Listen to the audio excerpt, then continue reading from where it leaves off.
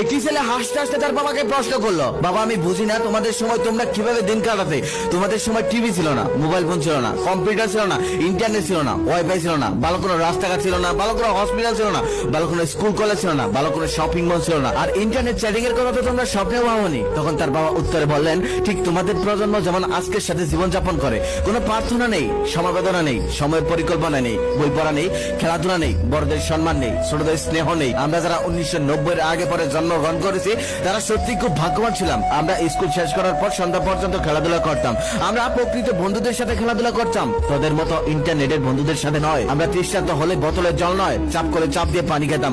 আমরা অসুস্থ হতাম না, যদিও আমরা 4 বন্ধু একত্রে একই গ্লাসে জুস শেয়ার করে খেতাম। আমরা 3 বেলা প্রচুর ভাত খেতাম, তবে আমাদের ওজন বাড়েনি। আমরা খালি পায়ে ঘোরাঘুরি করতাম, তবে আমাদের পায়ে কিছু হতো না। আমাদের বাবা মা কখনোই আমাদের সুস্থ রাখার জন্য কোনো সাপ্লিমেন্ট ব্যবহার করেনি। আমরা নিজেদের খেলনা নিজেরাই তৈরি করতাম আর সেগুলো দিয়ে খেলতাম। আমাদের বাবা মা ধনী ছিল না, তবে আমাদের ভালোবাসা দিয়েছেন, পার্থিক উপকরণ নয়। আমাদের কখনোই ব্যক্তিগত মোবাইল ফোন, ব্যক্তিগত ভিডিও প্লেয়ার, ব্যক্তিগত কম্পিউটার ছিল না, তবে আমাদের বন্ধু ছিল, যে বন্ধুদের সাথে আমরা সারাদিন খেলাধুলা করতাম।